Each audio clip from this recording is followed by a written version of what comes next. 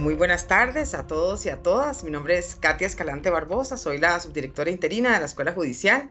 En nombre de la Escuela Judicial, licenciado Edgar Cervantes Villalta, la Fundación Justicia y Género y la Subcomisión contra el Hostigamiento Sexual del Poder Judicial y la Comisión contra el Hostigamiento Sexual en el ámbito académico del Poder Judicial, les vamos a presentar el día de hoy la conferencia El hostigamiento sexual en el empleo y la docencia como una manifestación de violencia de género.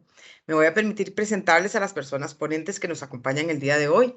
El doctor Rodrigo Jiménez Sandoval es director de la Fundación Justicia y Género, a quien le agradecemos su apoyo para la realización de esta conferencia que hoy nos convoca. Don Rodrigo es jurista, especialista en derechos humanos desde la interseccionalidad. Estudió la licenciatura de Derecho en la Universidad de Costa Rica, tiene una especialidad en Derecho Internacional en la Universidad de Costa Rica, tiene una maestría en Administración de Negocios de la Universidad Nacional de San Diego, California, y estudios de posgrado en Derechos Humanos en la Universidad de Irlanda. Es consultor en el tema de derechos humanos de las personas LGBTIQ para el Instituto Latinoamericano de las Naciones Unidas para la Prevención del Delito. Además, es consultor para la cooperación sueca, la cooperación danesa, la cooperación holandesa y Oxfam, entre otros. La licenciada María Fernanda Valverde Díaz es abogada y bachiller en filosofía por la Universidad de Costa Rica. Trabaja desde hace 6 años como encargada de capacitación e investigación en la Fundación Justicia y Género y se desempeña como abogada en la Defensoría contra el Hostigamiento Sexual de la Universidad de Costa Rica. Además, es docente en el proyecto Cero Tolerancia al Hostigamiento en la misma institución e investigadora para el Centro de Investigación y Estudios de la Mujer. Adelante, don Rodrigo, tiene la palabra. Bueno, muchísimas gracias por esta invitación y poder compartir con todas las personas que se van a conectar o que están conectadas por medio de Teams en esta charla sobre el acoso sexual en el trabajo y en la academia. Yo voy a compartir una presentación con ustedes y la idea es que luego la compañera María Fernanda va a estar también con ustedes hablando del tema. Yo voy a dar una parte introductoria especialmente del acoso sexual, en qué contexto se da el acoso sexual, cuáles son las respuestas que ha dado la comunidad internacional en relación al acoso sexual, cuáles son algunos estándares internacionales del acoso sexual y cómo impacta y cómo puede impactar a las víctimas del acoso sexual. Y María Fernanda se va a abordar la parte del componente formal normativo y el componente estructural en la parte de la interpretación y la jurisprudencia en general. Bueno, entonces el acoso sexual nosotros tenemos que analizarlo desde la teoría de género. Si no logramos analizar, no lo hacemos desde la teoría de género, tal vez no vamos a comprender bien el fenómeno al que nos vamos a enfrentar. Como ustedes saben, la teoría de género es una teoría que enfoca a mujeres y hombres como sujetos construidos socialmente, producto de la organización de género dominante en una sociedad. ¿Eso qué significa? Que todas y todos los que estamos acá tenemos diferencias biológicas entre hombres y mujeres, que es el sexo, y tenemos también una construcción social que son las identidades masculinas y las identidades femeninas. Esto es como muy elemental dentro de la teoría de género, pero el sexo entonces son las diferencias biológicas y el género es la construcción social. Bueno, entonces les decía que para poder entender y comprender el acoso sexual, tenemos que entender muy bien la teoría de género. Entonces les decía, rebobinándonos, que la teoría de género parte de las análisis que han desarrollado las feministas y una de ellas fue Simone de Beauvoir en el libro El segundo sexo. Entonces ella lo que dice que una teoría que enfoca a mujeres y hombres como sujetos construidos socialmente producto de la organización de género dominante en la sociedad. Entonces, esta teoría de género lo que nos dice es que hombres y mujeres somos diferentes biológicamente y eso se refiere al sexo, las diferencias biológicas entre hombres y mujeres, y estas diferencias no cambian en el tiempo y son las mismas en todas las sociedades. Por mientras que el género son las construcciones sociales, se refiere a esas diferencias socialmente construidas entre hombres y mujeres. Lo que nosotros vamos aprendiendo de cómo debemos comportarnos como hombres o cómo debemos comportarnos como mujeres. El 12 no quiso poner por las peregrinaciones. Hay un micrófono abierto. Doña Rebeca, se le abrió el micrófono. ¿Nos ayuda para silenciarlo? Gracias. Entonces, el género se refiere a estas diferencias socialmente construidas, o sea, cómo aprendemos nosotros a ser hombres o aprenden las mujeres a ser mujeres. Y esa construcción social se puede deconstruir. Entonces, las masculinidades y las feminidades podemos definirlas como todo lo que se asocia con la conducta típica de hombres o de mujeres en una determinada sociedad o cultura. O la feminidad o la masculinidad es lo que las hace ser mujeres o nos hace ser hombres. Son las normas, comportamientos para las mujeres o para los hombres, que son los mandatos sociales. ¿Por qué esto es importante en el acoso sexual? Porque recuerden que el sistema patriarcal establece entonces un paradigma del humano, y es el hombre blanco, heterosexual, entre 30 a 45 años, sin discapacidad, cristiano y con recursos económicos. Este paradigma del humano es el que tiene el poder dentro de una determinada sociedad, y en la otra parte de nuestra sociedad, la gran mayoría de nuestra sociedad, son las mujeres que tienen roles, estereotipos y prejuicios construidos por este sistema patriarcal. Y una de las características que se le da a las mujeres es su valor por su físico, por su elemento de su cuerpo. O sea, se cosifica a la mujer, hay una objetivización de la mujer, una cosificación de la mujer. Entonces, en las construcciones identitarias masculinas y femeninas, la mujer vale por su cuerpo, por atraer al género o al sexo masculino. Y vean que eso se va construyendo en diferentes instituciones sociales. La publicidad es una de las instituciones donde más se vende la idea de la cosificación del cuerpo de la mujer, y que al ser un objeto, el hombre la puede utilizar, desechar, tocar, manosear, etc. Vean entonces cómo vemos esta portada de una revista Vanity Fair, donde el hombre, que en este caso es de una serie de La Mafia, Los Soprano, vean cómo la mujer se convierte en un trofeo de esa relación desigual de poder. Y no es cualquier trofeo, es un trofeo que el sistema patriarcal nos ha vendido, de que la mujer vale por su cuerpo y por su físico. Vean las 99 centavos, no sabemos qué es lo que vale 99 centavos, pero es parte de esa publicidad y de todas las instituciones sociales que venden a la mujer como una cosa, como un objeto, y que su valor está muy centrado en su cuerpo. Entonces, esto se convierte en una violencia estructural de cómo me veo y cómo me ven, y tienen efectos entonces en esa construcción social en hombres y mujeres. Muchos de los hombres criados bajo un sistema patriarcal machista ven a las mujeres como cosas, como objetos que ellos pueden poseerlas o pueden utilizarlas, etc. Y eso entonces nos enseña a comprender mejor el fenómeno del acoso sexual. Y por otro lado, las mujeres se les vende en un sistema patriarcal que son cosas y que son objetos y que valen por su físico, valen por cómo atraen a los hombres. Esto es muy interesante porque algunas de las mujeres que son acosadas se sienten más bien halagadas por el acoso sexual, pero es producto de esta construcción social patriarcal machista que cosifica a las mujeres. Y por otro lado, los hombres entonces al ser machos, tienen que ejercer esos comportamientos, esos mandatos patriarcales, y tratar de conquistar y tratar de obtener ese objeto o esa cosa dentro de la cultura o el mandato masculino patriarcal.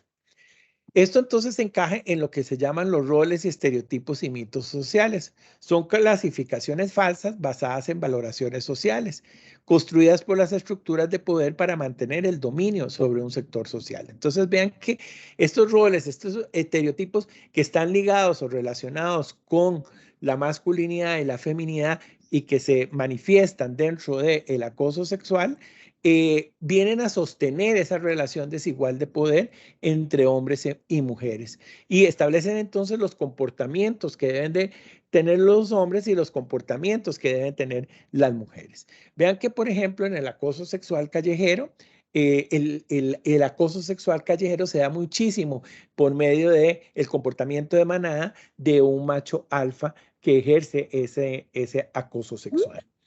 Entonces, el acoso sexual está inmerso dentro de un sistema patriarcal. El sistema patriarcal, entonces, es un sistema jerárquico de relaciones sociales, políticas económicas que toman como una excusa las diferencias biológicas sexuales y su significado genérico y establece y reproduce y mantiene al hombre como un parámetro de la humanidad, otorgándole entonces una serie de privilegios. Esos privilegios en la violencia sexual contra las mujeres implican el poder cosificar a las mujeres, utilizarlas para sus deseos y sus satisfacciones y perder las mujeres entonces su derecho a ser seres humanos y a ser sujetas de derecho como tales. Y este poder patriarcal o este sistema patriarcal establece entonces una serie de tipos de poder que tenemos que tener en claro, como es el poder para la potencialidad para influir en la vida propia, que se ve restringido por roles y estereotipos de género. Entonces, ese poder para dentro de el acoso sexual puede influir inclusive en la víctima para restringir las posibilidades de denuncia del acoso sexual porque está cumpliendo con ese poder para que el sistema patriarcal les ha establecido a las mujeres como un objeto o una cosa que brinda placer sexual a los hombres. Y luego tenemos el poder de, que es la capacidad de generar ideas, y el poder sobre. Este poder sobre también va a estar muy presente en el acoso sexual porque es la fuerza, el control, el dinero, la clase, el abuso. Vean que todo ese poder sobre está inmerso en el intercambio de un favor sexual a cambio de no ser afectada por un poder sobre que puede ejercer el acosador. Algunas características de la violencia contra las mujeres en un sistema patriarcal y que podamos verlo dentro del acoso sexual son las siguientes. La primera es que algunas mujeres no viven muchas de estas formas de violencia que ejerce el patriarcado.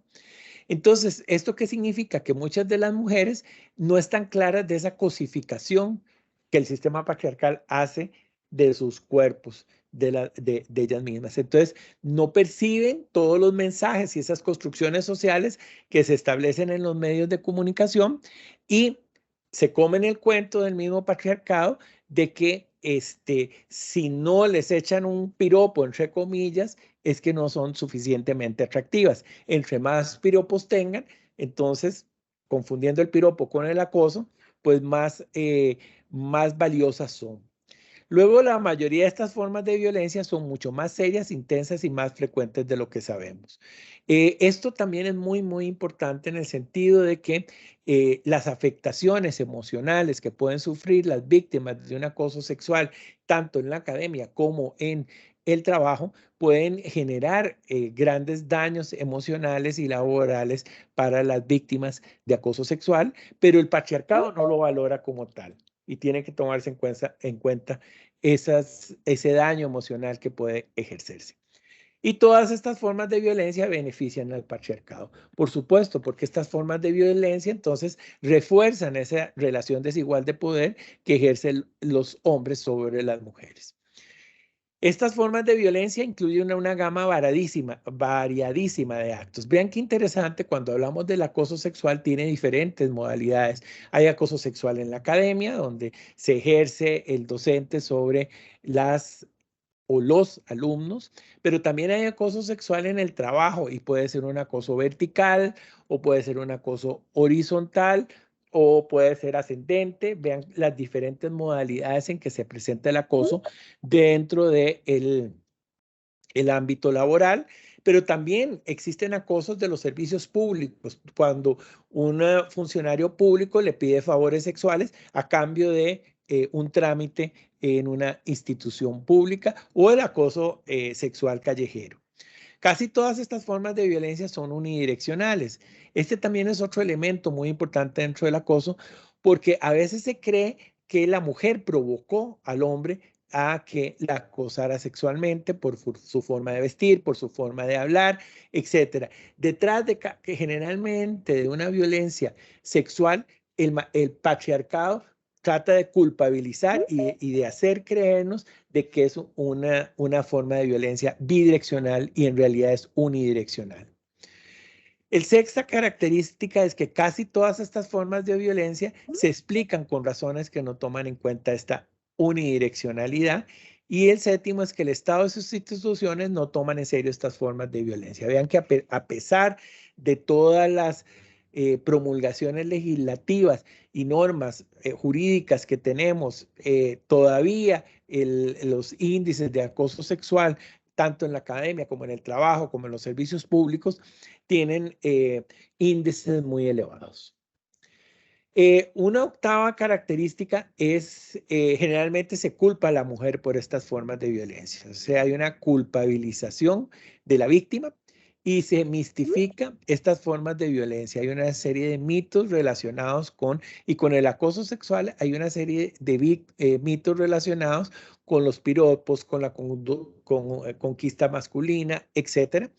Y en algunos casos, la décima característica es que viene a fortalecer también las identidades femeninas, en el sentido de que se les restringe a las mujeres su libertad por temor a ser víctimas del acoso sexual. Y todos los hombres se benefician de estas formas de violencia y estas formas de violencia no se dan entre iguales. Vean que cuando hacemos un análisis del acoso sexual, siempre existen relaciones desiguales de poder, inclusive cuando el acoso sexual sea ascendente. Y muchas de estas formas de violencia son erotizadas, como es el caso del acoso sexual.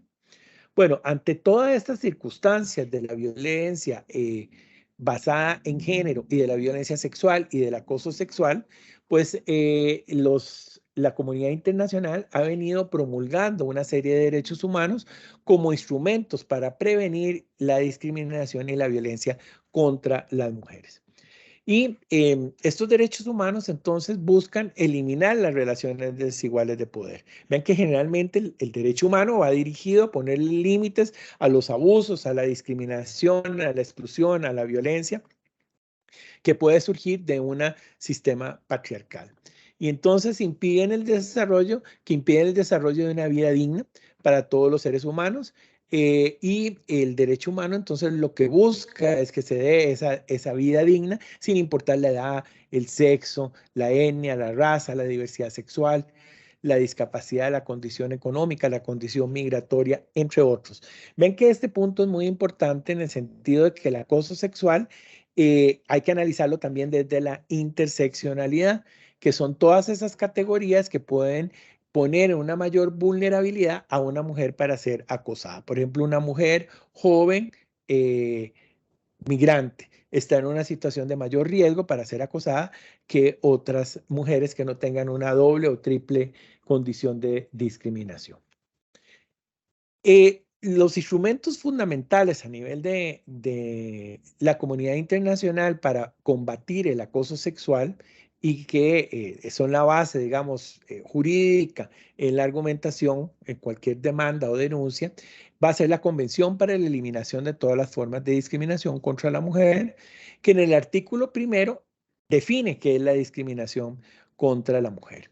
Y nos dice entonces que la discriminación denotará toda distinción, exclusión o restricción basada en el sexo, que tenga por objeto resultado menoscabar o anular el reconocimiento, goce o ejercicio por la mujer independientemente de su estado civil sobre la base de la igualdad entre el hombre y la mujer y de los derechos humanos y las libertades fundamentales en las esferas económica, política, económica, social, cultural, civil o en cualquier esfera. Esta definición es importante porque el Comité de la CEDAW en su recomendación 19 nos dice que todo acto de violencia es un acto de discriminación y todo acto de discriminación es un acto de violencia. Entonces el acoso sexual se convierte en un acto de discriminación y en un acto de violencia conforme a la interpretación auténtica de la Convención para la Eliminación de todas las formas de discriminación contra la mujer. Entonces esta definición de la CEDAW es básica en el sentido de que nos permite esclarecer el significado de la no discriminación, de la igualdad sustantiva y nos habla de la responsabilidad del Estado. El Estado debe de ser responsable en el sentido de prevenir, sancionar y erradicar la violencia contra la mujer. La definición de la CEDAW pasa a ser una definición legal de lo que significa la discriminación contra la mujer. Entonces, cuando vayamos a hacer una fundamentación jurídica, tenemos que basarnos en esa definición que jerárquicamente está dentro del bloque de constitucionalidad por ser parte de la normativa internacional de derechos humanos. Y nos establece que la discriminación puede revestir distintas formas, como distinción, exclusión o restricción, y determina que el acto discriminatorio es aquel que tenga el efecto o el propósito de la violación de los derechos humanos de las mujeres. Y precisa que el acto discriminatorio puede tener distintos grados, ya sea que puede ser parcial, impedir o puede ser total, anular. Vean que en el acoso sexual se pueden presentarse esos actos discriminatorios de impedir o anular un derecho humano. Precisa entonces que el acto discriminatorio puede producirse en distintas etapas. Puede ser en el reconocimiento, en el goce o el ejercicio, y define la discriminación como un acto violatorio del principio de igualdad y la persona de la diversidad humana, en este caso de la mujer, y prohíbe la discriminación en todas las esferas, ¿ok? Y al hacer referencia a derechos humanos fundamentales, se introduce también en el ámbito privado. Entonces no se puede justificar el acoso sexual, aunque se dé en un ámbito privado, como generalmente se da. La igualdad, y esto nos permite entonces introducirnos a la definición de igualdad.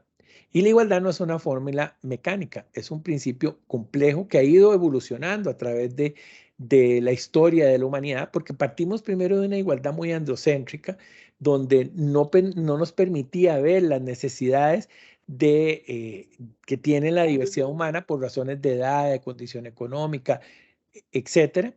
Y entonces nos habla de que para poder dar la igualdad, a veces tenemos que tratar diferente a lo que es diferente, pero que ese trato siempre tiene que ser por razones objetivas, razonables y justificadas.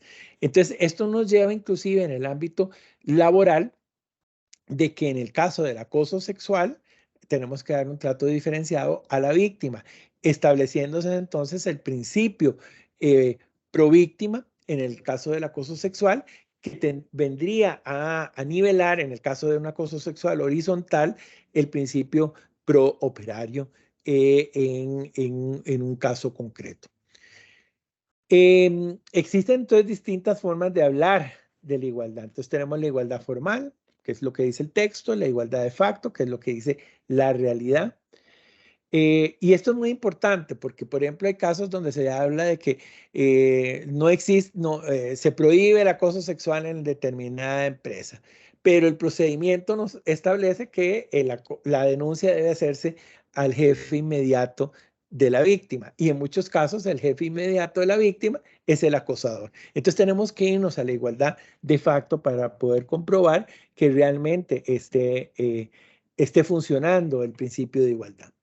Hay igualdad como trato idéntico y, como ya lo había dicho, hay igualdad como trato diferenciado. Hay igualdad declarativa e igualdad de resultados. Hay igualdad androcéntrica, centrada en los intereses masculinos, y hay la igualdad sustantiva. La igualdad sustantiva es la que aborda las diferencias, donde parte del principio de que todas y todos somos igualmente diferentes. Esta igualdad sustantiva, entonces, reconoce las diferencias al tiempo que afirma la igualdad. Entonces nos dice todos somos iguales, pero a la vez dice todos somos igualmente diferentes. E incluye la igualdad de jure y la igualdad de facto. Tenemos que ir a comprobar que en la realidad se esté dando esta condición. Recuerden que en el acoso sexual las principales víctimas son mujeres, pero también tenemos hombres que pueden ser víctimas del acoso sexual. Y los victimarios, por lo general, van a ser hombres, pero también las mujeres pueden ser victimarias en relación al acoso sexual. Pero por la socialización patriarcal, lo más común es que el victimario sea un hombre y la víctima sea una mujer. Pero eso no quiere decir que no debamos excluir que pueden ser hombres los victimarios, las víctimas, y las mujeres pueden ser también victimarias. Entonces, la igualdad sustantiva lleva a todos al mismo nivel a exigir que todas las iniciativas lleven a la igualdad de oportunidades, a la igualdad de acceso a esas oportunidades y a la igualdad de resultados. ¿Ok? Y este es el elemento que ya les había mencionado, que es la interseccionalidad, que es esa herramienta que debemos de utilizar para interseccionalizar unas dobles o triples discriminaciones que pueden tener las personas y que nos puede explicar mejor esas relaciones desiguales de poder o cómo se presentan en esas dobles o triples relaciones desiguales de poder que se manifiestan en la exclusión, en la violencia y en la discriminación. Ahora, luego de que hicimos ese análisis de la Convención para la Eliminación de todas las formas de discriminación contra la mujer como una norma fundamental en el ámbito de la argumentación jurídica, nos vamos ahora a la Convención Interamericana para Prevenir, Sancionar y Erradicar la Violencia contra la Mujer de 1994, que también está dentro del bloque de constitucionalidad del ordenamiento jurídico costarricense. Y en el artículo primero nos dice, para efectos de esta convención, debe entenderse por violencia contra la mujer cualquier acción o conducta basada en su género, que cause muerte, daño o sufrimiento físico, sexual o psicológico a la mujer, tanto en el ámbito público como en el ámbito privado. Entonces vean cómo calza en la Convención Interamericana el tema del acoso sexual. Y en el artículo 8 de esa convención nos habla que los estados partes convienen adoptar en forma progresiva medidas específicas inclusivas, inclusive programas para modificar los patrones socioculturales. Vean que muchas de estas formas de violencia y del acoso sexual pueden responder a estos patrones socioculturales de las construcciones identitarias masculinas y femeninas. Entonces es muy importante el cambio en estos patrones socioculturales, que en muchos casos se da por medio de la concienciación, la socialización de campañas, etcétera, que cambien esos estereotipos de hombre y de mujer que el sistema patriarcal desea establecer. Como parte de todos estos argumentos jurídicos que podemos utilizar en el bloque de constitucionalidad en casos de acoso sexual, nos vamos a encontrar con la Plataforma de Acción de Beijing. En esta Plataforma de Acción de Beijing de la Conferencia Mundial de las Mujeres, establece como uno de sus objetivos estratégicos la lucha para erradicar la violencia contra las mujeres y procedió a su definición como todo acto de violencia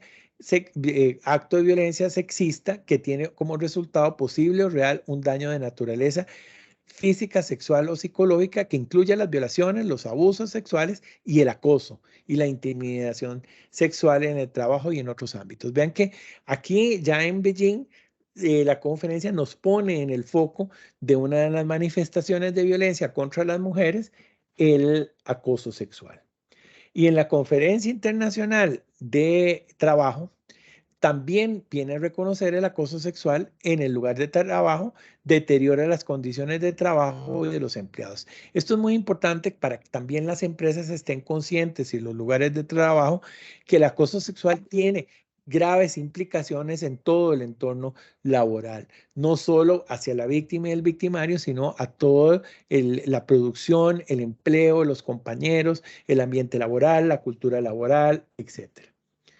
Y el convenio de OIT 111 sobre la discriminación en el empleo y la ocupación señala que el acoso sexual como una violación de los derechos fundamentales de las y los trabajadores, declarando que constituye un problema de seguridad, salud y un problema de discriminación inaceptable, situación laboral y una forma de violencia, primariamente contra las mujeres. Vean que también en la OIT nos habla de que generalmente las víctimas son mujeres, pero no excluye a los hombres de ser víctimas del acoso sexual.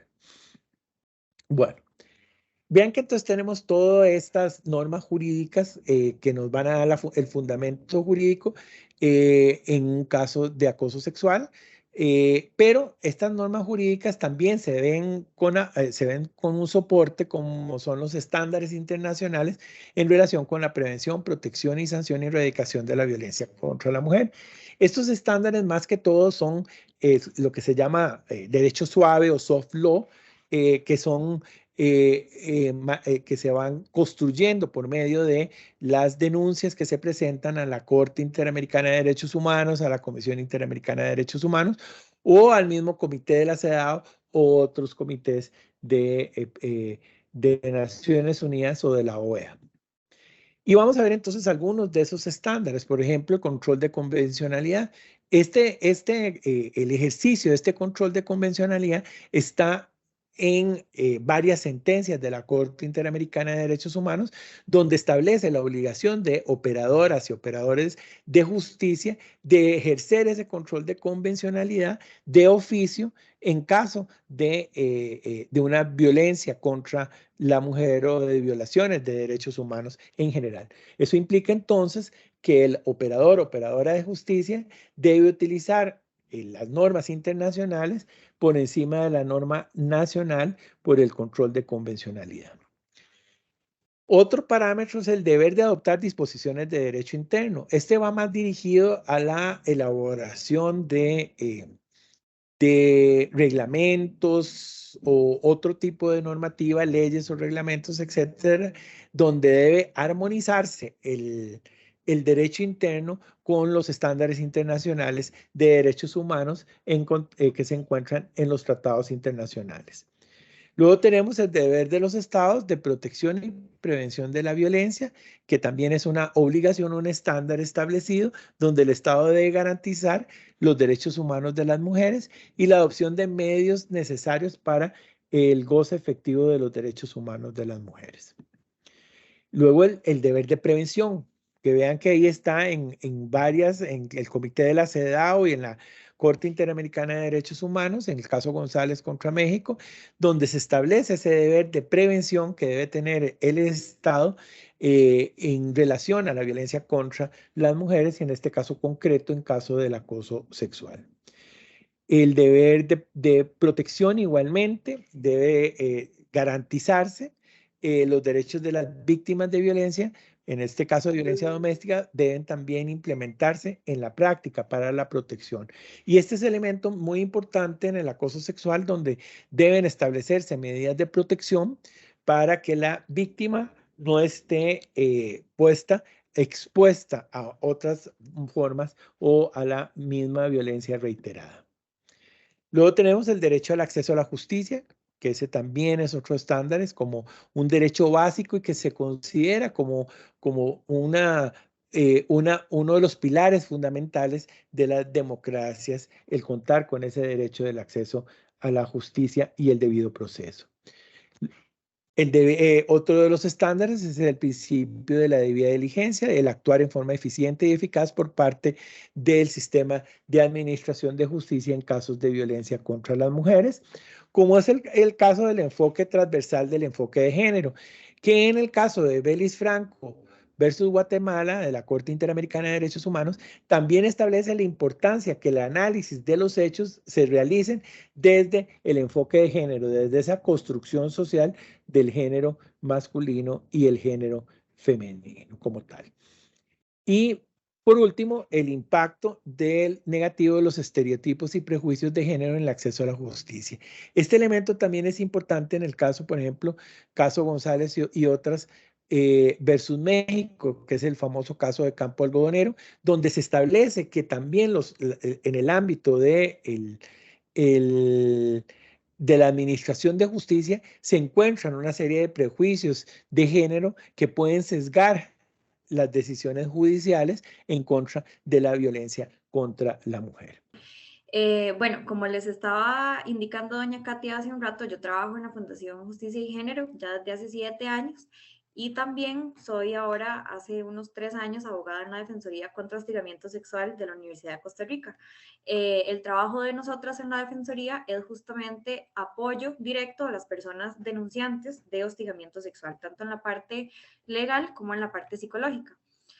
Entonces, lo que les voy a hacer la exposición de hoy es un poco desde la jurisprudencia nacional que hemos utilizado nosotras en la Defensoría para la argumentación jurídica en torno a los casos de hostigamiento sexual que vemos dentro de la institución, ¿verdad? No necesariamente va a ser toda la jurisprudencia nacional, ni necesariamente va a ser tal vez la que aplica para otro tipo de casos, sino sobre todo la que hemos utilizado nosotros. Entonces, cualquier duda, entiendo que van a ser al final, ¿verdad? Según había entendido, pero pueden irla escribiendo también por el chat para así yo poder ir viéndola y cualquier cosa ir contestando.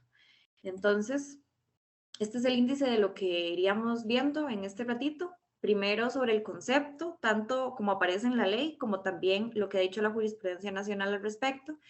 La explicación estructural al acoso como forma de violencia, que se relaciona mucho con lo que ya don Rodrigo les expuso, pero les voy a presentar lo que la jurisprudencia ha dicho sobre esa explicación. Después me voy a detener tal vez un poquito más de rato en la parte del principio pro víctima, porque creo que es una de las partes donde solamente por medio de la jurisprudencia se entiende mejor lo que quiere decir el principio pro víctima, ¿verdad? Ustedes probablemente sabrán que el principio pro víctima es uno de los que más ha ido a la sala constitucional, ¿verdad? Muchas personas no están de acuerdo en que el principio pro víctima se aplique. Sin embargo, la sala sí ha sido insistente ya en varias ocasiones, bueno, en todas las ocasiones, en decir que ese principio debe seguirse aplicando y que además no va en contra del principio de inocencia. Y voy a cerrar hablándoles un poquito de consentimiento. Sin embargo, la parte del consentimiento no va a estar solamente en el cierre, sino que en realidad va a ser la clave de toda la presentación, ¿verdad? El consentimiento es la clave para poder entender lo que es hostigamiento sexual de lo que no es hostigamiento sexual. Y esto siempre es importante aclararlo desde el inicio porque muchas personas a la hora de recibir un taller o una presentación en general sobre la ley de hostigamiento sexual o sobre el acoso sexual en general, reaccionan diciéndonos, bueno, es que ahora todo es acoso, es que ahora ya no se le puede decir, no se puede invitar a nadie a comer, es que ya no se puede, ¿verdad? Yo he tenido incluso personas, eso se los cuento como anécdota personal, personas contrapartes en las audiencias que nos dicen, bueno, es que si ahora todo es consentimiento, ¿cómo vamos a hacer para reproducirnos como especie humana? ¿Verdad? Hay personas que tienen unas concepciones de consentimiento completamente equivocadas. Entonces, siempre es importante entender que cuando hablamos de acoso sexual y para entender qué sí es y qué no es, la única clave que lo define es el consentimiento, ¿verdad? Si estamos frente a hechos que pueden caer dentro de la descripción de lo que es el hostigamiento sexual, como por ejemplo un chiste sexualizado, pero hay consentimiento entre las partes para ese tipo de chistes, ese tipo de actitudes, no va a ser hostigamiento sexual, ¿verdad? Lo mismo ocurre, por ejemplo, con invitaciones a salir, lo mismo ocurre con besos, abrazos, etcétera. Si hay un consentimiento de las partes, no estamos hablando de hostigamiento sexual, ¿verdad? Entonces, no todo es hostigamiento sexual, lo que sí es cuando no hay consentimiento. ¿Qué entendemos por hostigamiento sexual en Costa Rica? Bueno, la ley es bastante clara en ese sentido, nos dice que es una conducta de naturaleza sexual, que es indeseada por quien la recibe. Todo lo que ustedes vean en rosado es lo que va en esa clave de consentimiento que les estoy diciendo, ¿verdad? Ya desde acá, desde la ley, nos dice esta parte de consentimiento es indeseada por quien la recibe, es uno de los requisitos para que sea hostigamiento sexual. Puede ser reiterada, pero no necesariamente tiene que serlo, puede darse una sola vez si es grave. Y eso sí, otro de los requisitos es que tiene que provocar algún efecto perjudicial sobre la persona que lo recibió. Pero en la jurisprudencia también tenemos un poquito más ampliado lo que se entiende por hostigamiento sexual. Esta es una sentencia de la Sala Constitucional, la 4519 del 2016, que nos dice que es un comportamiento en función del sexo que es desagradable y ofensivo para la persona que lo sufre. Y ojo, para que se trate de acoso sexual es necesario que tenga dos aspectos negativos, que sea no deseado y que sea ofensivo, ¿verdad? Aquí estoy repitiendo otra vez lo del tema del consentimiento. Si es una conducta sexualizada, es decir, de naturaleza sexual, pero no es ni no deseada ni ofensiva, no necesariamente va a ser hostigamiento sexual. Y aquí, en esta misma sentencia, la sala nos hace una transcripción de la recomendación general número 19 de, bueno, ahí dice de la convención, pero es del grupo de la Convención para la Eliminación de todas las formas de discriminación contra las mujeres, de la CEDAW, que dice que es el comportamiento de tono sexual, como por ejemplo contactos físicos, insinuaciones, observaciones de tipo sexual, exhibición de pornografía, exigencias sexuales, verbales o de hecho, cuando son humillantes y pueden constituir un problema de salud y de seguridad. Y se entiende además que es discriminatoria contra las mujeres por poder causar problemas en su lugar de trabajo. Aquí obviamente se está hablando solamente de la parte laboral, pero en general debe entenderse que aplica también para la parte educativa. De antemano les iba a decir que me disculpo porque esta presentación es una de esas que no se puede dejar de poner demasiado texto, ¿verdad? En las presentaciones. Como es sobre jurisprudencia, las citas es algo que no voy a recortar necesariamente, ¿verdad? Entonces me disculpo de antemano por la cantidad de texto. ¿Cuáles son las manifestaciones que tenemos en Costa Rica como hostigamiento sexual? De acuerdo con la ley, tenemos primero los requerimientos de favores sexuales que impliquen ya sea una promesa de un trato preferencial hacia esa persona o bien una amenaza de hacerle un daño si no accede a ese requerimiento de favor sexual que se está haciendo. Vean que aquí una parte muy importante que ustedes pueden ver tanto en el punto A como en el B, aquí de la primera parte, es que puede ser implícita o expresa. Casi en todos los casos, de hecho, que nosotros vemos de hostigamiento sexual, va a ser normalmente implícita, ¿verdad? Difícilmente vamos a tener una persona que expresamente a la hora de acosar diga, si usted no cumple con esto, entonces yo voy a hacer tal daño. O bien, si usted hace esto, entonces yo le ofrezco tal otra cosa, ¿verdad? Sin embargo, y esto en relación con lo que don Rodrigo hablaba hace un rato, en las relaciones de poder se puede entender que prácticamente en todos los casos hay implícitamente ya sea una promesa de un trato preferencial hacia esa persona o bien una amenaza de hacerle daño. O incluso el caso 3 que está ahí, que es que la conducta que se exige es, otra vez de forma implícita o expresa, una condición para el empleo o el estudio de esa persona, ¿verdad? Como les digo, no siempre esa condición se va a decir de forma oral, ¿verdad? Y no siempre va a ser clara, pero siempre que haya una relación de poder, es posible que esa persona que está accediendo aparentemente de forma voluntaria a ciertos actos de forma sexualizada, lo hace solamente porque está en una relación de poder y teme que si dice que no, ocurra algún daño a su puesto o bien a sus estudios. Otra de las manifestaciones es el uso de palabras de naturaleza sexual, escritas u orales, cuando son hostiles, humillantes u ofensivas para la persona que lo recibió. Y el caso 3 son los acercamientos corporales, ¿verdad? Aquí ya estamos hablando de las conductas físicas, más bien. Sobre todo podemos hablar de besos, de abrazos, de tocamientos, pero muy lamentablemente, y esto se los digo desde la experiencia de la institución, que es la que yo conozco, podemos estar hablando también de abusos sexuales e incluso de violaciones sexuales también. En estos casos siempre es importante recordar que de acuerdo a esta ley contra hostigamiento sexual, se puede hacer la denuncia a nivel administrativo, ¿verdad? Como hostigamiento sexual, pero también la denuncia a nivel judicial como violación sexual o como abuso sexual cuando corresponda. Después la jurisprudencia nacional nos da unos aportes muy interesantes en relación a la explicación estructural de por qué se da el hostigamiento sexual. Aquí otra vez estoy ligándolo con lo que ya don Rodrigo explicó en relación a las relaciones de poder. Nos dice, en este caso, la Sala Constitucional, en el 2007, que el acoso sexual es una forma de discriminación por razón del género, tanto desde una perspectiva legal como en su concepto. Y ojo esta parte, si bien es cierto, los hombres también pueden ser objeto de acoso sexual, y esto es algo que también es importante visibilizar, ¿verdad? Hay muchos hombres que sabemos que son víctimas de hostigamiento sexual, pero no denuncian por el miedo de cuál va a ser la recepción que tenga esa denuncia, ¿verdad? Y muchas veces también por los mandatos machistas que tenemos hacia los hombres, de que los hombres deben estar disponibles sexualmente siempre. Y ustedes tal vez pueden verlo, por ejemplo, en los comentarios de Facebook, esto es muy lamentable, o en redes sociales en general, cuando una persona, un hombre, denuncia acoso sexual, por ejemplo, de parte de una docente, ¿verdad? ¿Qué es lo que sucede ahí? ¿Cuáles son los comentarios que normalmente vemos?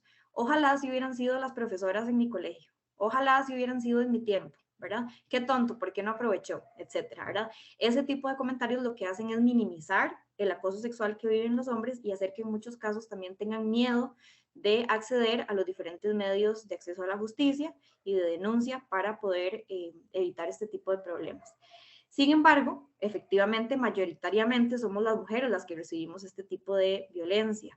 En el caso que conozco yo, otra vez, que es el de la universidad, podríamos decir que aproximadamente el 97% de las personas denunciantes son mujeres. Y también es importante decir que incluso en el caso de los hombres denunciantes, la mayor parte de las personas a quienes denuncian es a otros hombres, ¿verdad? La minoría de las personas denunciadas siguen siendo las mujeres en ese caso. Pero el problema, como dice esta sentencia de la Sala Constitucional, guarda relación con los roles asignados a los hombres y a las mujeres en la vida social y económica.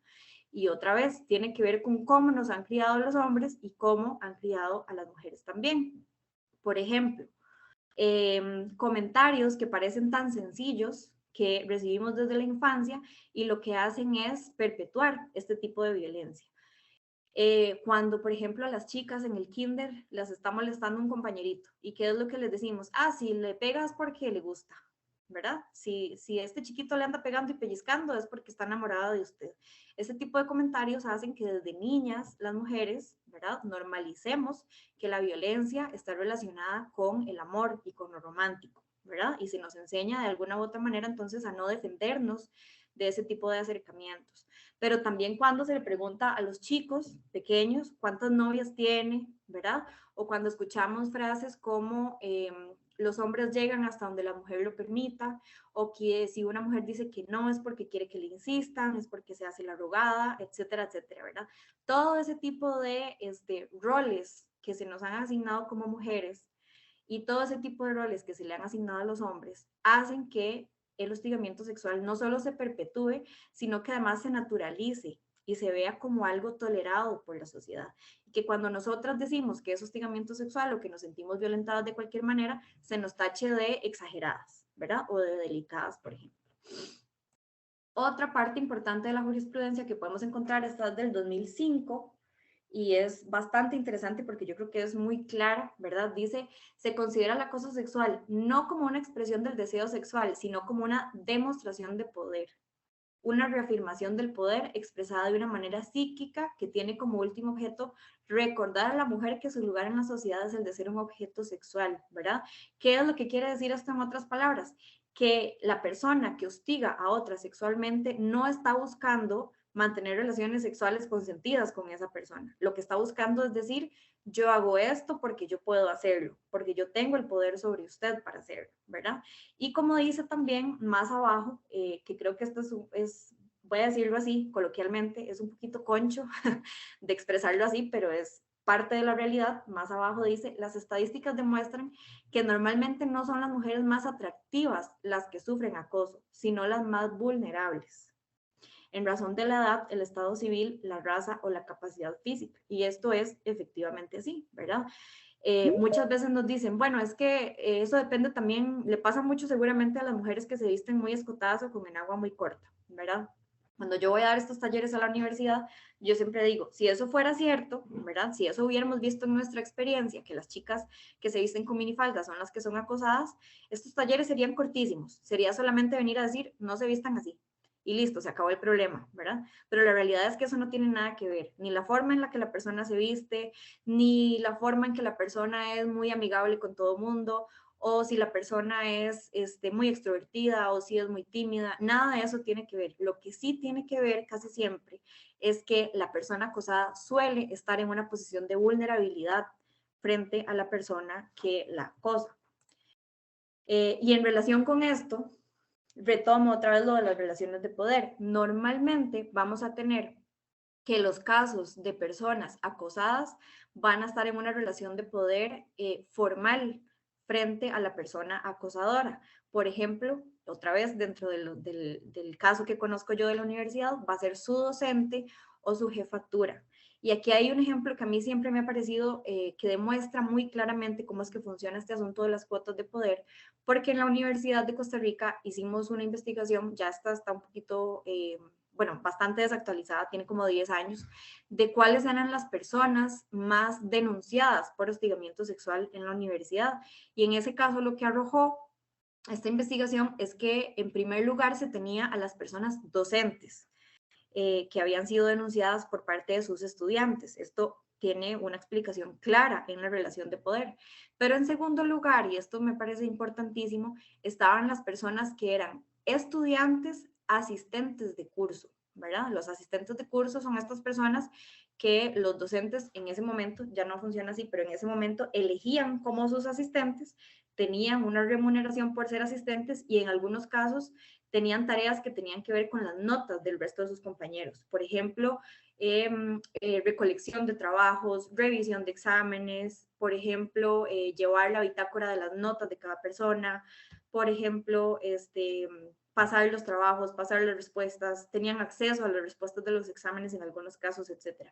Y aquí se confirmó que en segundo lugar, después de las personas docentes, las personas que más tenían casos de hostigamiento sexual denunciados eran las personas asistentes de curso. Entonces aquí podemos ver que incluso entre pares, que en este caso eran estudiantes, con una pequeña cuota de poder adicional, ¿verdad?, se daba el contexto ideal para que esa persona se abusara de esa pequeña cuota de poder para acosar a sus compañeros o compañeras aparentemente pares, pero que en realidad tenían una relación jerárquica menor solamente por el hecho de no ser asistentes.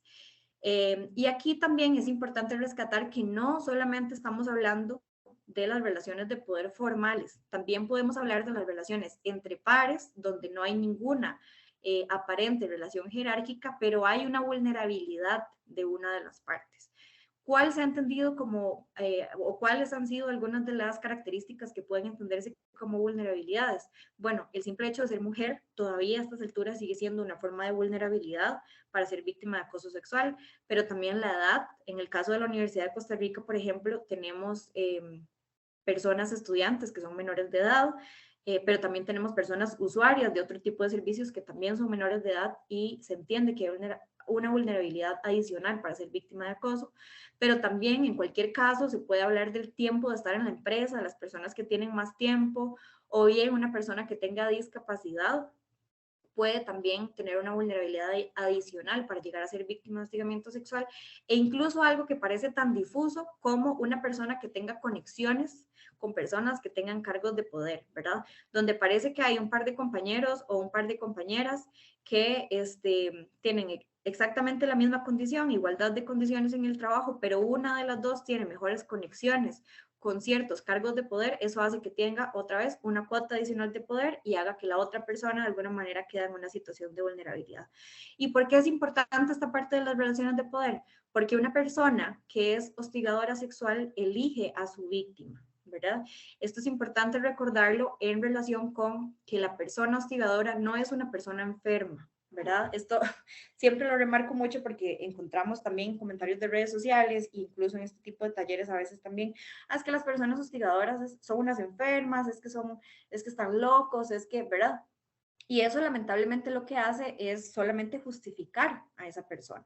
Si una persona está enferma o está loca, ¿verdad? No es la palabra más correcta tampoco, pero si cumple cualquiera de esas dos características, lo que sucede es que no se puede controlar, no se puede contener, ¿verdad? Y por lo tanto se debe justificar cualquier acto que esté realizando porque no lo está haciendo al propio, no lo está haciendo con conciencia.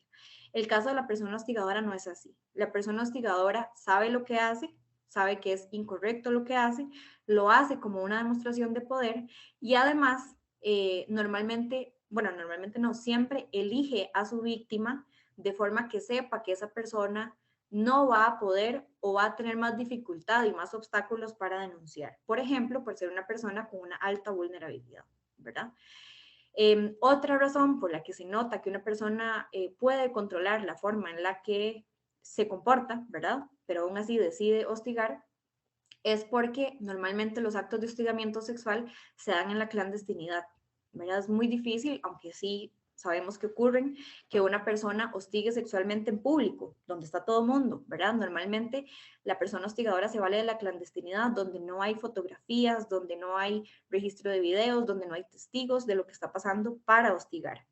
Entonces, volviendo al tema del consentimiento, ¿verdad? Vamos a verlo desde la ley contra hostigamiento sexual. Hay solamente un artículo donde se menciona o se hace referencia, que es el mismo de la definición, y que es el que nos dice que el hostigamiento sexual son las conductas sexuales indeseadas por quien las recibe. Esta parte de indeseadas es la que nos habla de que tiene que haber falta de consentimiento por parte de la persona que lo recibió. Esas letras en blanco sé que se leen poco, ¿verdad?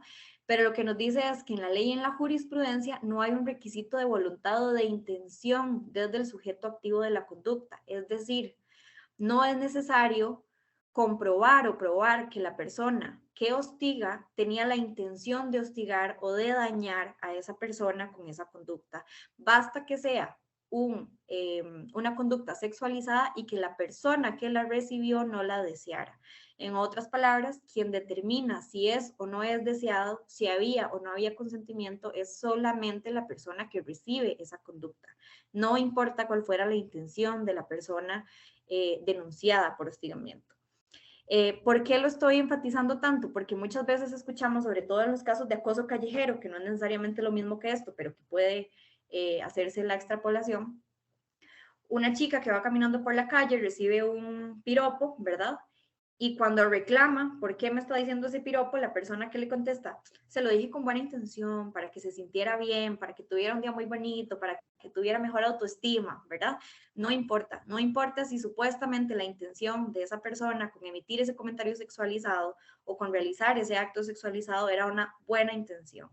Lo que importa para determinar el consentimiento solamente es cómo la persona que recibe esa conducta lo determinó, si era deseada o no era deseada.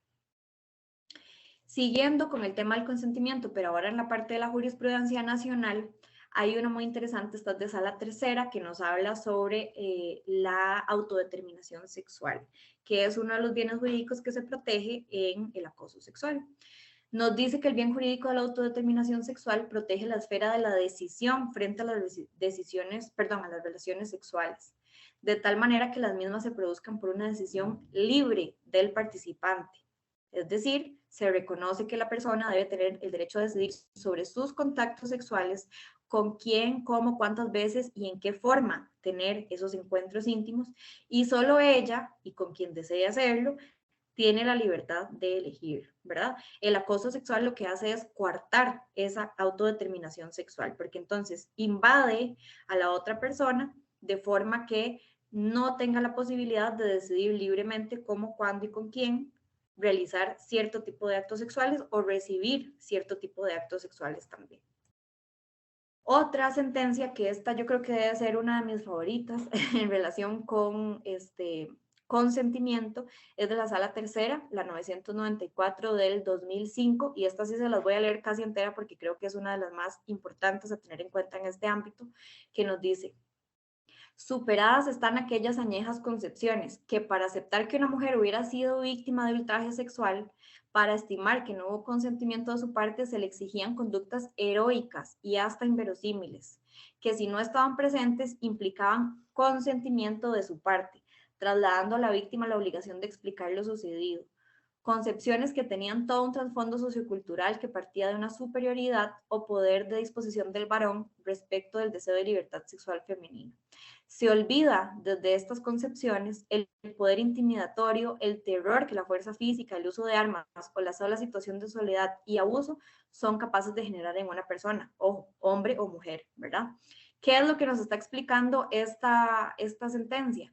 Que no es necesario que la persona haga demostración de haber, como dice acá, resistido con golpes, lesiones, luchas, ¿verdad? Para que se entienda que no consintió. No, es perfectamente posible, y acá lo remarca, que haya una paralización de parte de esa persona, ¿verdad? Y por eso es súper importante entender cómo debe entenderse el consentimiento.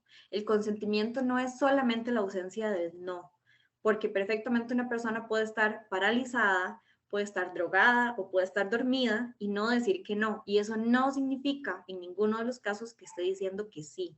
Y esto aplica también para acoso sexual. ¿Cómo se debe entender entonces el consentimiento? Esta es una lista de requisitos que tiene ONU Mujeres que a mí me parece muy completa y muy interesante. La primera es que el consentimiento tiene que ser siempre libre, ¿verdad? ¿Y qué significa eso? Parece obvio, pero no lo es. ¿Qué significa que sea libre? Que no esté dado, por ejemplo, por una relación de poder. Donde hay una relación de poder, el consentimiento difícilmente va a ser un consentimiento libre. No puede haber amenazas, no puede haber promesas de beneficios en el ámbito laboral o en el ámbito educativo, pero también tiene que ser informado para realizar un acto sexual se tiene que saber exactamente qué se va a hacer y cómo se va a hacer y con quién se va a hacer. Y además es específico. Esta lista, como ustedes ven, es un poquito más larga de la que a veces entendemos de libre, previo, informado, ¿verdad? El consentimiento también es específico. ¿Por qué? Porque el consentimiento se da para un acto específico o para varios actos específicos que son los que se consienten, no para más que eso, ¿verdad? Porque muchas veces nos dicen, es que como esa persona accedió a salir en una cita con él o con ella, ¿verdad? Entonces eso quiere decir que ya accedió a todo lo demás que pasó ese día. No, eso no es correcto, ¿verdad? O que la persona accedió a darle un beso a esa persona, entonces accedió a todo lo que después pasó. No, tampoco, ¿verdad? El consentimiento sexual es específico, se da consentimiento para una o para varias actitudes o actos, y eso no quiere decir que se da consentimiento para los demás. Tiene que ser previo, por supuesto, ¿verdad? El consentimiento, si no es previo, no es válido. Y esta parte de acá me parece que es muy revolucionaria en el ámbito de acoso sexual, que es con convencimiento, ¿verdad? ¿Por qué? Porque siempre hemos escuchado que no es no, ¿verdad? Y eso es correcto, no es no. Pero no solamente el no es no. El no estoy segura también es un no. El tal vez más tarde también es un no.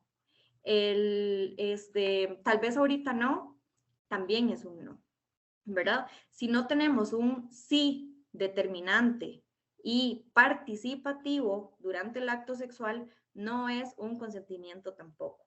Y esto es algo que apenas se está hablando en Costa Rica, apenas se está iniciando, ¿verdad? En otros países ya va un poquito más adelantado, pero es el consentimiento con convencimiento que implica otra vez no solo la ausencia del no, sino un sí activo, además en la participación. He visto casos, por ejemplo, de personas que se defienden de una acusación de acoso sexual que implicaba además una violación sexual, porque decía que la persona nunca le dijo que no, ¿verdad? Cuando se le pregunta cómo fue esa actividad sexual que se mantuvo, lo que se dice es que la persona que estaba denunciando acoso sexual estaban viendo, vamos a ver, era una pareja, estaban viendo una película en el cuarto, ¿verdad? En la cama. Y uno de los dos hace un avance sexualizado y la otra en ese momento se paraliza, ¿verdad? Entonces, cuando se pregunta qué sucedió ahí, cómo esta persona supo que había consentimiento, entonces esta se defiende diciendo es que nunca me dijo que no. Ok, y en algún momento le dijo que sí. No, pero es que nunca me dijo que no, ¿verdad? Ok, pero en algún momento realizó con su cuerpo alguna actitud que pareciera estar con convencimiento de que sí quería estar ahí. No, simplemente no se movió. Ok, ¿qué fue lo que estuvo haciendo esa persona durante todo el tiempo que se dio esa relación sexual? Cuando contesta lo que dice estuvo viendo la película, ¿verdad? Esta persona estaba acostada viendo la película mientras la otra persona realizaba actos sexuales sobre ella. Eso no se puede entender de ninguna manera como consentimiento, ¿verdad? Otra vez, el consentimiento debe ser activo, se debe ver que la persona está participando también del hecho sexual que se está dando en ese momento. Si la persona está inmóvil, quiere decir que probablemente esté en shock, ¿verdad? Eso no se puede entender otra vez como consentimiento. Y la última característica que tiene es la reversible, porque incluso si se cumplen todos los anteriores, que sea libre, que sea informado, específico, previo y con convencimiento, pero la persona en el medio del acto sexual dice que ya no, ¿verdad? El consentimiento sexual en todos los casos es reversible, incluso aunque ya haya empezado, incluso aunque ya estén en medio del acto sexual, incluso aunque ya, como decía una compañera mía, incluso aunque ya hayan pagado la cena, el cine, el motel, todo lo demás, es reversible en cualquier momento y se debe respetar de esa manera también. Volviendo otra vez a la parte de la ley contra hostigamiento sexual nos habla de algunos principios que tienen que seguirse durante todo el procedimiento por hostigamiento sexual. Como en cualquier procedimiento administrativo, el debido proceso, la libertad probatoria, la proporcionalidad. Pero específicamente para los casos de hostigamiento sexual, la confidencialidad y el principio pro víctima. Entonces voy a centrarme un poquito más en estos dos últimos principios. La confidencialidad, de acuerdo a la ley contra hostigamiento sexual, nos dice que implica el deber de las instancias, las personas representantes, las que comparecen como testigos y las partes que intervienen en la investigación y en la resolución, de no dar a conocer la identidad de las partes denunciantes ni de la persona denunciada. Eso es lo que nos dice la ley en relación con ¿Qué se debe entender por confidencialidad? Y lo traigo acá para problematizar un poco porque hay una gran excepción al tema de la confidencialidad y es la última reforma que se hizo a la ley contra hostigamiento sexual en el artículo 5, inciso 4, que tiene que ver con el registro que tienen la obligación todas las instituciones y todas las empresas de tener de las sanciones impuestas en el centro de trabajo por hostigamiento sexual. Esta información sí se vuelve pública, ¿verdad? ¿Qué nos dice el artículo 5? Inciso 4, que todo patrono debe mantener un registro actualizado de las sanciones en firme impuestas en el centro de trabajo o institución por conductas de hostigamiento sexual. Ojo, este registro podrá ser actualizado por consultado por cualquier persona interesada. Es un registro público, ¿verdad? Se debe resguardar, eso sí, sigue siendo confidencial, la identidad, los datos personales y cualquier otra información sensible de las personas que son víctimas. Esa información sigue siendo pública y tiene que estar en un registro por 10 años. Y ojo que aquí en el artículo 34 nos hace una mención en relación al artículo anterior que dice la información relativa a estas sanciones, incluyendo la identidad de las personas sancionadas, es de acceso público, ¿verdad? Después de la firmeza de esas. Entonces, es 100% confidencial todos los casos de hostigamiento sexual, excepto la información de la persona ya sancionada, cuando ya está en firme. Tanto de la sanción como del nombre de la persona sancionada se vuelve pública y debe estar en un registro que es de acceso para cualquier persona que lo vaya a pedir a cualquier institución pública. Esto es una de las cosas que creo yo que menos se cumplen de la ley contra hostigamiento sexual. Ustedes sabrán que eso solamente se llega a saber cuando algún medio de comunicación lo solicita. Pero yo siempre que doy estos talleres lo digo porque hay personas que dicen, bueno, pero entonces yo puedo ir, no sé, al Ministerio de Obras Públicas y Transportes y pedir la lista. Sí, debería poder hacerlo, ¿verdad? Lo que pasa es que no lo hacemos, pero eso es una posibilidad que todas las personas tenemos de hacer. Ahora el principio províctima, que creo que este puede ser uno de los más, bueno, es de los más complicados de explicar porque también es de los más complicados de entender y nos rompe mucho a las personas que estudiamos derecho en relación con el principio de inocencia, que es el que siempre nos han explicado y que a veces asumimos que es que no tiene ninguna posibilidad de discusión, ¿verdad? ¿Qué es lo que nos dice la ley contra hostigamiento sexual sobre el principio prevíctima? Es muy escueta, ¿verdad? En el artículo 18 nos dice que implica que en caso de duda se interpreta a favor de la víctima. Eso es todo, ¿verdad? Entonces no nos da mucho de dónde agarrar, pero sí ha sido muy desarrollado a nivel de jurisprudencia.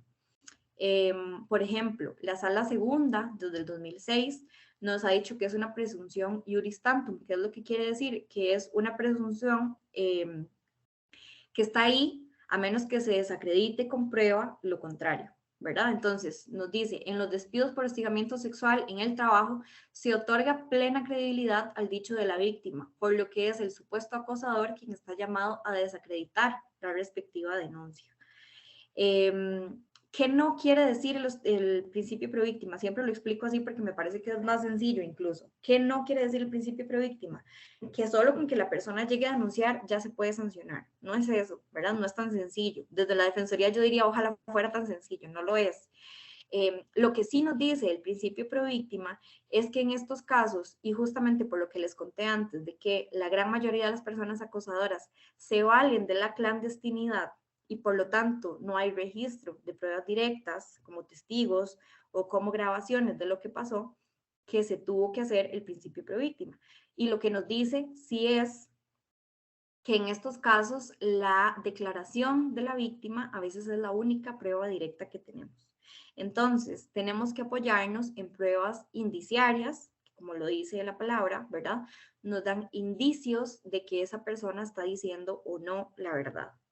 Entonces, esto a veces a mí me sucede también, ¿verdad? Como abogados nos enreda un poco, nos desestabiliza un poco, porque no estamos acostumbrados a escucharlo así, ¿verdad? El supuesto acosador es el que está llamado a desacreditar la respectiva denuncia, pero así es como es, ¿verdad? Si no tuviéramos este principio, la realidad es que no se podría sancionar casi ningún caso de hostigamiento sexual. Si esperáramos a tener una grabación de video, o si esperáramos a tener testigos directos de lo que pasó, eso casi nunca sucedería, ¿verdad?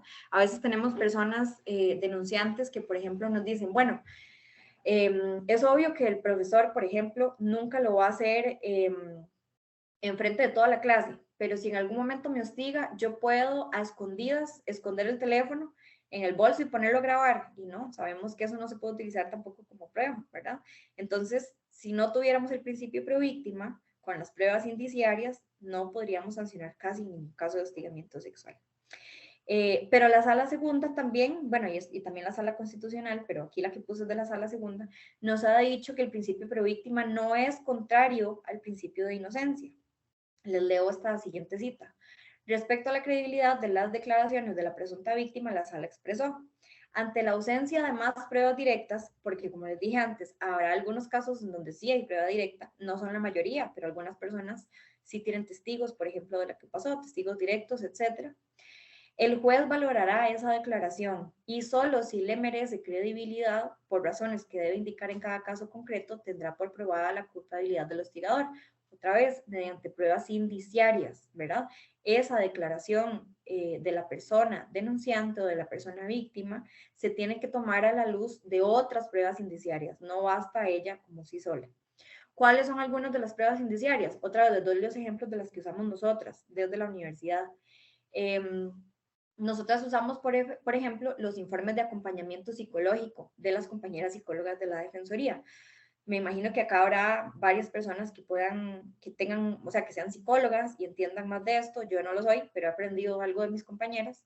Un informe de acompañamiento psicológico no puede nunca decirnos esa persona está diciendo la verdad o esa persona está mintiendo. No puede hacerlo, pero eso es imposible. Lo que sí puede decirnos es, por ejemplo, si hay impactos psicológicos que se puedan determinar antes o después de los hechos ocurridos. Entonces, si por ejemplo esta persona tiene acompañamiento psicológico a partir del momento en que denuncia y la compañera psicóloga puede determinar que hay impacto psicológico justo después de los hechos que esta persona está denunciando que ocurrieron, entonces eso es un indicio que nos puede decir que esa persona posiblemente está diciendo la verdad, ¿ok? Pero esos no son los únicos. Tenemos también, por ejemplo, nosotros utilizamos mucho en la universidad lo que son los testigos indirectos. Los testigos indirectos no vieron lo que pasó, ¿verdad? No vieron el hecho de hostigamiento sexual, pero sí, por ejemplo, la persona víctima de hostigamiento les contó lo que pasó. Entonces, ese testigo no solamente nos va a poder venir a confirmar o no cuál fue la versión de los hechos de esa persona que lo está contando, sino que también nos va a poder venir a decir, y además cuando me lo contó, se veía afectada o no se veía afectada, o además, después de que me contó esto, ya esta persona no quería ir sola a esa clase, o ya no quería matricular con ese profesor, o ya le daba miedo andar sola en la universidad o en el centro de trabajo, o empezó a incapacitarse, o empezó a faltar el trabajo, o empezó a faltar a clases, etcétera. ¿Verdad? Esos testigos sí los tenemos prácticamente en todos los casos, los hay, porque siempre hay una afectación, siempre hay un impacto sobre la persona que está denunciando. Hace poco tuvimos, por ejemplo, un caso donde a quien mandamos a llamar fue a la mamá, ¿verdad? De la persona víctima denunciante. Y esta mamá lo que nos decía es que mi hija, después de esto que ella me contó, ya no quiso volver más a la universidad, ¿verdad? Era una persona muy responsable, era una persona que le encantaba ir a la universidad, le encantaba estar ahí con las amigas y de un pronto a otro se empezó a encerrar en la casa, ya no quería ir a clases, le daba miedo toparse a esta persona, etcétera. Pero entonces, otra vez, no es una persona que vio lo que pasó, pero sí es una persona que nos puede dar indicios de que algo sucedió que afectó profundamente a esa persona, presunta víctima, y que nos da indicios de que está diciendo entonces la verdad. Y otra vez aquí, esto es una cita de la Procuraduría General de la República que está dentro de una cita de una sentencia de la Sala Constitucional de 2007, que lo que hace es explicarnos por qué surge el principio pro-víctima. Y nos dice así: la jurisprudencia de la Sala Segunda, que establece una presunción iuris tantum a favor de la víctima de hostigamiento sexual, no es inconstitucional. A partir de la exposición de los fundamentos de las leyes que se presentan ante una relación de poder que dificulta la prueba de los hechos, justificó la flexibilización del principio de carga de la prueba. Es una flexibilización de ese principio en razón de la dificultad que se tenía para comprobar los hechos de hostigamiento sexual por darse justamente casi siempre en la clandestinidad. Más sentencias en relación con el principio pro víctima. Como les dije antes, me disculpo por la cantidad de texto, pero no hay otra forma de hacerlo en relación con jurisprudencia. Y se las leo. Este tribunal, no lo anoté ahí, me parece que es de la Sala Constitucional. Este tribunal concluye, por un lado, que de las sentencias citadas por el accionante no se desprende como regla general que el juez deba de manera automática en todos los casos darle plena credibilidad a la declaración de la víctima en los procesos laborales sobre hostigamiento sexual, como si se tratara de una presunción iuris tantum. Al contrario, según esas sentencias, ante la ausencia de más pruebas directas, el juez debe valorar esa declaración y solo si merece credibilidad por razones que debe indicar en cada caso, tendrá por probada la culpabilidad del hostigador. Y como dice más abajo, no exime al juez de llegar a la convicción de una culpabilidad. Solo de esa manera se puede desvirtuar la presunción de inocencia. Lo único es que aquí la carga de la prueba es diferente, ¿verdad? Esa es la diferencia. No solo la carga de la prueba, sino además el peso que tiene la prueba de la declaración de la persona denunciante aquí es distinto. Una última sentencia en relación con el principio pro víctima, esta es de la Sala Segunda del 2007, y nos dice: en las situaciones como la presente y ante la ausencia de prueba directa que acredite el acoso, debe tenerse como suficiente la declaración de la ofendida, ya que de no ser así existirían hechos de imposible comprobación, ¿verdad? Lo que les estaba diciendo, algo que ocurre donde, por ejemplo, en una oficina donde no hay cámaras, ni otros compañeros y compañeras, no hay forma de probarlo de diferente manera. Porque la persona a quien se le atribuyen procura siempre realizarlos en circunstancias en que no existan testigos ni otros medios de prueba, ¿verdad? De no aceptarse lo anterior, estaríamos ante un obstáculo para descubrir la verdad real, el cual debe ser suprimido en aras de la correcta administración de justicia, lo que se logra en el caso subexámine, dando plena credibilidad a la declaración de la víctima. Si de su análisis, conforme a las reglas del correcto entendimiento humano, se puede llegar a concluir que dice la verdad. Entonces, de nuevo, no es que en todos los casos en los que la declaración diga que hay hostigamiento sexual, se entiende que hay hostigamiento sexual, sino después del análisis con pruebas indiciarias, se entiende que tiene plena credibilidad, entonces la persona juzgadora puede llegar a la certeza de que esos hechos se dieron. Realizándose una valoración amplia de los elementos probatorios debidamente incorporados a los autos por el patrono, no se le puede restar veracidad al testimonio de la víctima sin razones objetivas para ello, pero tampoco puede entenderse que siempre se deben tener por cierto los hechos de acoso imputados al punto de no entrar a valorar el testimonio de la presunta víctima. Como dice ahí, entonces es una redistribución de la carga de la prueba. Ahora, bueno, las pruebas indiciarias se las expliqué desde antes, pero ya les di algunos de los ejemplos que en general se pueden utilizar. Les voy a poner un video, es muy cortito, en realidad es como de 3 minutos. Paola era una adolescente que vivía en Guayaquil, Ecuador, junto a su madre doña Petita y su hermana Denis. En 2001, Paola tenía 14 años, estudiaba el bachillerato en un colegio público. El vicerrector se llamaba Bolívar Espín y era 50 años mayor que ella. Paola empezó a tener problemas de rendimiento académico en 2001. Espín aprovechó eso para engañarla, ofreciéndole una supuesta ayuda para que mejorara sus calificaciones, pero realmente su objetivo era aprovecharse de su posición de poder y abusar de ella. El continuo abuso y violencia sexual de Espín le generó un sufrimiento tan grave a Paola que el 12 de diciembre de 2002, en su casa y antes de salir para el colegio, ingirió diablillos, un tipo de sustancia pirotécnica muy tóxica. Al llegar al colegio empezó a sentirse muy mal y sus compañeras de curso la llevaron a la enfermería. Pero las autoridades del colegio no hicieron nada a pesar de que sabían de la gravedad de la intoxicación. No le proporcionaron cuidado médico ni le avisaron a su mamá. Le dijeron que se pusiera a rezar y a pedir perdón. Fueron las compañeras de Paola quienes le avisaron a doña Petita lo que estaba pasando. Ella la llevó del colegio al hospital, pero ya era demasiado tarde. Paola murió a los 16 años, como consecuencia de una intoxicación con fósforo blanco al día siguiente.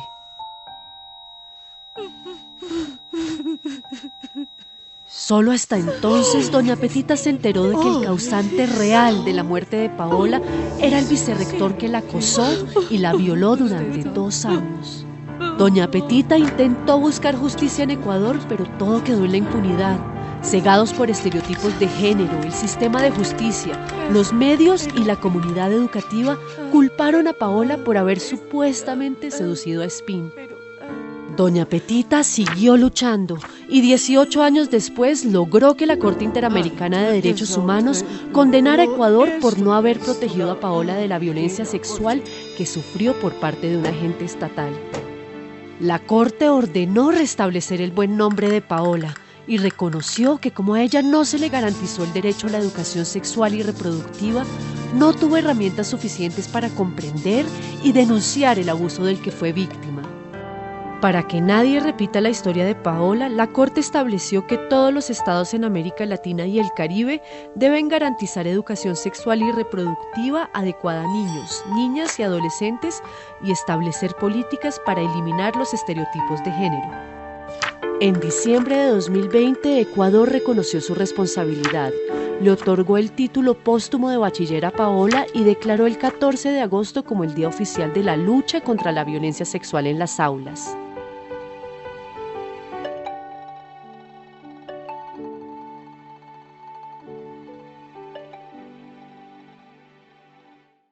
El caso de Paola Guzmán Albarracín es el primer y único caso que hay de hostigamiento sexual en la Corte Interamericana de Derechos Humanos. Es específicamente hostigamiento sexual, como ya ustedes lo vieron, en la docencia, ¿verdad? Entonces, no aplica necesariamente, yo ya la he leído varias veces y he tratado de asistir a algunas actividades relacionadas, sí está muy enfocada en personas menores de edad. Sin embargo, creo que igual es importante conocerla. Hay aquí les dejo una pequeña cita justamente que tiene en relación con el consentimiento. Este cuadro de acá es una extracción justamente de esa sentencia de la Corte, se las leo rápidamente. Dice, la Corte Interamericana ha señalado que no se puede hacer referencia al consentimiento de la víctima para sostener relaciones sexuales cuando el victimario ostenta una figura de autoridad en cualquier sentido, ¿verdad? Esto lo dice así la Corte. Y hay muchas personas que se oponen, ¿verdad? En la universidad tenemos de todo, que nos dicen, no, es que si ya son dos personas adultas, o si son personas ya universitarias, o si son personas, bueno, lo que dice la Corte Interamericana es que si ostenta una figura de autoridad en cualquier sentido, ahí lo ven ustedes de forma literal, no se puede entender que hay consentimiento libre. Esto es porque se genera una desigualdad de poder que se agrava con la diferencia de edades. Aquí otra vez, en el caso específico de Paola Guzmán, ella era menor de edad, entre la víctima y el victimario.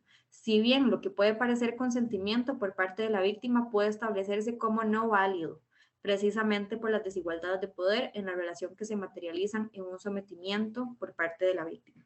Yo, en ese caso, ¿verdad? Porque ya tampoco tengo tanto el chance como de abordarla y no lo incluí en la presentación, pero sí les invito a que si no la conocen, ¿verdad? La lean un poquito. Hay varios videos que ya han estado sacando.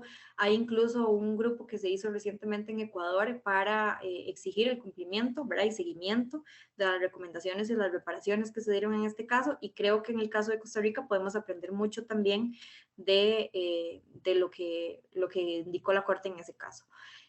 Resumen, en relación con el consentimiento, es la base para determinar si hay o no acoso sexual o en general violencia sexual de cualquier tipo.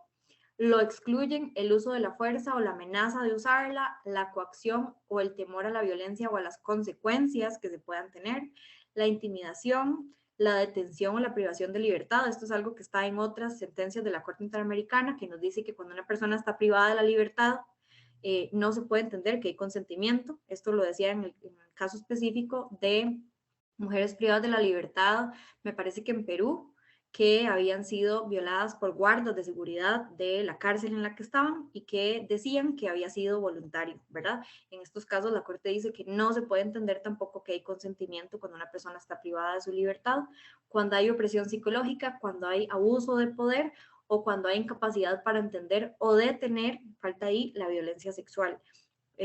¿Cuáles entiendes que es un caso de incapacidad para detener la violencia sexual? Cuando la persona está drogada, alcoholizada o dormida. Y esto, debo decirlo, es uno de los casos que estamos viendo más, lamentablemente, en aumento en el caso de la universidad. Las personas alcoholizadas o drogadas que son abusadas. La voluntad o el consentimiento de la víctima, esto es una sentencia de sala tercera, del 2013, sigue siendo el núcleo esencial para distinguir lo punible de lo que no lo es o en qué supuestos lo es. Ahora bien, el planteamiento según el cual será abusiva la conducta solo cuando la víctima no se opone activamente al tocamiento, verbal o físicamente, deja de lado que esta sala también ha indicado que no existe o es inválido el consentimiento cuando el sujeto activo se aprovecha de una actuación sorpresiva, de una relación de poder, de las condiciones, particularidades de vulnerabilidad, como ya se los había comentado antes, o de la confianza creada para con la víctima a fin de vencer su oposición. Y lo último es que, por supuesto, el consentimiento no puede inferirse ni se puede presumir, ¿verdad? Otra vez, esta idea de, es que como no dijo que no, entonces yo asumí que sí quería. No, el consentimiento debe ser activo y debe ser claro antes de que se pueda dar el hecho sexualizado. Esa es la presentación que tenía para ustedes. Ahí les dejo el contacto en caso de que les interese.